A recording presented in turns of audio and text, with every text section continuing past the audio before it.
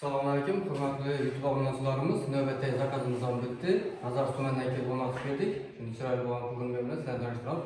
O şu 14 milyon sonra bitken kokunu vermez, 1 metrini şuna sonra şık verdik. Görüşen mümkün.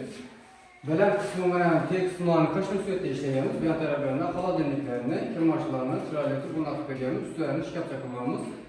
Bezirüşke varat işleyemiz. Mebellerimizi üstlerini şunu kesle şikap çakılık ve kette özel konuşlarımız için. Kullaplara vakumlu kullap oladı, sıfatisinden kurulan akıllarına hepsini işletilmez. Stollarımızı en yaşlısında yaran stollara koyalımız. Hem de stol oladı. Keyin teylerine, fasiliyetlerine koyup vergen, böyle kılçatırlar var. Görüşen mümkün. Böyle çeşitli şey. Keyin yan tarafta yük işgelerini, gaz filtrelerini unatıp vergenimiz, çıraylı etip, bir de trendde oturan moykelerimiz, bu moykelerine koyup vergenimiz, sularına bile işletip vergenimiz. Görüşen mümkün. Teylerine, musur dizişlerine şunu çıraylı etip koyup vergenimiz.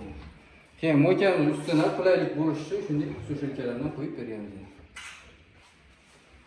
Keyin mexanizmlerle, yaxshi mexanizmdan bo'ladi, tandem mexanizm bo'ladi. Ko'rsangki, zakariyatni hech ko'rinmaydi, ishlar ham endi qoladi. 30 kertkalarcha xudo xolasa. Şimdi bezirishga varantib ishlaymiz. Bezimiz chiroyli bo'lib chiqqan. Keyin shuni xizmatga kerak bo'lsa, o'zimizdan murojaat etamiz, xudo xolasa chiroyli etib sotga yetib topib beramiz. Pastda nomerlarimizni qoldiramiz, olib qo'yasizlar.